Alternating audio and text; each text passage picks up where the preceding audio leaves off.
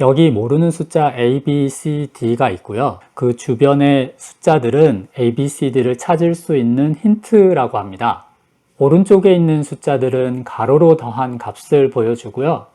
아래에 있는 숫자들은 세로로 더한 값을 보여준다고 하네요. 예를 들면 A 더하기 B는 7이라는 뜻이고요. A 더하기 C는 8이라는 뜻이고 대각선으로도 A와 D를 더해서 5라는 숫자가 나왔습니다. 자, 이제 A, B, C, D를 한번 계산해 보세요. 이걸 왜 하냐고요? 이 수학 문제를 이해하면 의료 영상 중에 하나인 CT 촬영법을 이해할 수 있습니다. 안녕하세요 여러분, 피터 교수입니다. 앞에 낸 수학 문제를 먼저 마무리해야겠죠? 조건들을 다 적어보면 이렇게 5가지 수식이 나오고요. 그 중에 하나는 중복되는 조건이기 때문에 위에 4개만 사용해서 문제를 풀 수 있습니다. 이 두 수식을 더하게 되면 왼쪽에 A 플러스 D가 생기고요. A 플러스 D는 5라고 이미 알려져 있기 때문에 그 부분을 5라고 넣으면 C를 구할 수 있습니다. C가 5가 되고 그 C 값을 다른 수식에 순차적으로 넣으면 모든 값을 알 수 있습니다. 이 수학 문제의 정답은 이렇게 됩니다. CT 영상을 얻는 과정에서도 비슷한 수학 문제를 풀어야 합니다. CT 장치가 수학을 어떻게 이용하는지를 이야기하기 전에 CT 장치가 어떻게 데이터를 얻어내는지를 먼저 이야기해 보겠습니다.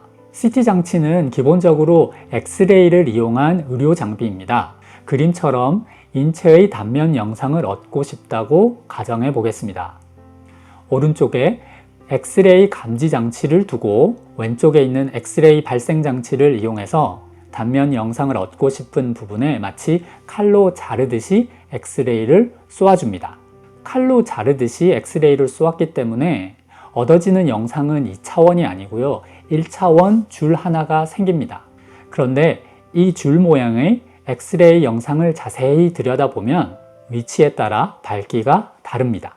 이것을 엑스레이 프로젝션이라고 부릅니다. 엑스레이는 몸속을 지날 때 일부가 몸속에 흡수되어서 그 강도가 약해집니다. 뼈처럼 단단한 조직을 지날 때는 엑스레이가 많이 약화되고요. 지방층이나 근육을 통과할 때는 상대적으로 적게 약화됩니다. 앞에서 봤던 수학 문제를 이용해서 이 상황을 한번 설명해 보겠습니다. 이 4가지 숫자가 인체의 단면을 나타낸다라고 가정해 봅시다. 각 부분의 숫자는 엑스레이가 얼마나 약화되는지를 나타내는 숫자라고 생각합시다. 예를 들면 큰 숫자 5는 뼈를 나타내고 작은 숫자 2는 지방층을 나타낸다고 생각합시다. 사실 조직마다 가지고 있는 이 숫자들은 어테뉴에이션 코에피션트라고 불리는 것이고요. 엑스레이에 대해서 이야기한 이전 유튜브 영상에 잘 설명되어 있습니다. 이제 10이라는 크기의 엑스레이를 한번 쏘아 볼게요. 우선 위에 3과 4를 지나면서 10이라는 엑스레이의 크기는 3으로 바뀝니다. 10에서 3을 빼고 4를 뺐으니까요. 그 밑에 줄에도 3이 남겠죠? 세로로 엑스레이를 쏘면 밑에 2와 4가 남고요. 대각선으로는 5가 남습니다. 여기서 알 수 있듯이 엑스레이 정보는 인체 내 정보를 알려주긴 하지만 중첩시켜버리는 효과가 있습니다. 첫 줄에서 보이듯이 3과 4는 따로 작용하지 않고 합쳐져서 7로 작용해서 3이 남게 되는 것입니다. 자, 이제 감지된 엑스레이의 크기와 원래 주었던 엑스레이의 크기를 비교해서 엑스레이가 얼마나 약해졌는지를 다시 계산할 수 있습니다. 위쪽 가로줄에서 3이라는 엑스레이의 양이 남았으니까 원래 주어졌던 10과 남은 3을 이용해서 신체 내에서 7이라는 엑스레이의 크기가 줄어들었다 라고 알 수 있습니다. 이 양을 옆에 적어보면 이렇게 됩니다. 어떤가요? 이 문제는 우리가 처음에 풀었던 수학 문제와 같은 문제가 되었죠. 각각의 숫자에 밝기를 할당해주면 이렇게 CT 영상이 완성됩니다. 이 설명은 상황을 매우 단순화시킨 것이고요. 실제 인체 단면을 만들어내기 위해서는 무수히 많은 점들이 필요합니다. 그 많은 점들의 밝기를 하나하나 알아내기 위해서는 엑스레이를 가로, 세로, 대각선뿐만 아니라 여러 방향으로 찍어 주어야 합니다. CT 장비가 이렇게 원형으로 생긴 이유가 여기에 있는데요. 다양한 각도에서 엑스레이를 찍어서 많은 정보를 얻어야만 세밀한 CT 영상을 얻을 수 있기 때문입니다. 그러면 실제 CT 장비에서도 이런 식으로 수학 문제를 풀까요? 아닙니다. 일단 픽셀의 수가 너무 많습니다. 가로, 세로 500개의 점으로 된 작은 이미지 하나를 만들어내는데도 25만 개의 점이 필요합니다. 25만 개나 되는 점의 밝기를 하나하나 알아내야 되기 때문에 25만 개 이상의 수식이 필요하고요. 이걸 푼다는 것은 매우 비효율적입니다. 여기서 매우 중요한 수학 기술이 하나 사용됩니다. 슬라이스 티어럼이라고 불리는 것인데요. 최대한 풀어서 설명해 보겠습니다. 공학에서 많이 쓰이는 포리에 변환이라는 게 있습니다. 신호나 정보를 다른 형태로 바꾸는 수학적 도구인데요. 사실 우리도 모르는 사이에 이 수학적 도구를 많이 사용하고 있습니다. 음향기기에 보면 이퀄라이저라고 있죠? 소리 정보를 주파수 정보로 바꿔줍니다.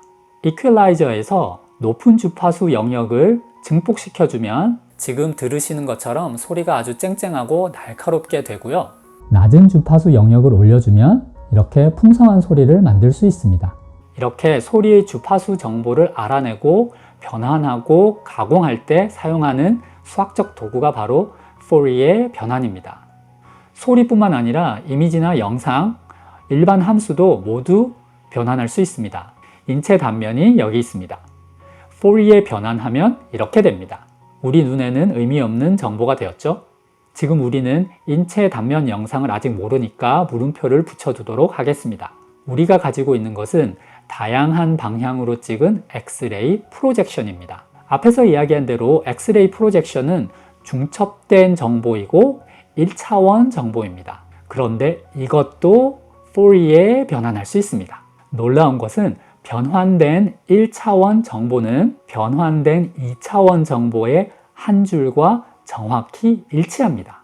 이 말은 우리가 얻은 모든 엑스레이 프로젝션을 각각 포리에 변환한 다음에 각도에 맞게 모아서 2차원 정보를 만들고 그 2차원 정보를 다시 포리에 역변환하게 되면 우리가 원하던 단면을 얻을 수 있다는 뜻입니다. 수학적 증명에 관심이 있으신 분들을 위해 아래 링크를 걸어 두었습니다. CT에서는 다양한 방향으로 찍은 엑스레이 프로젝션이 필요합니다.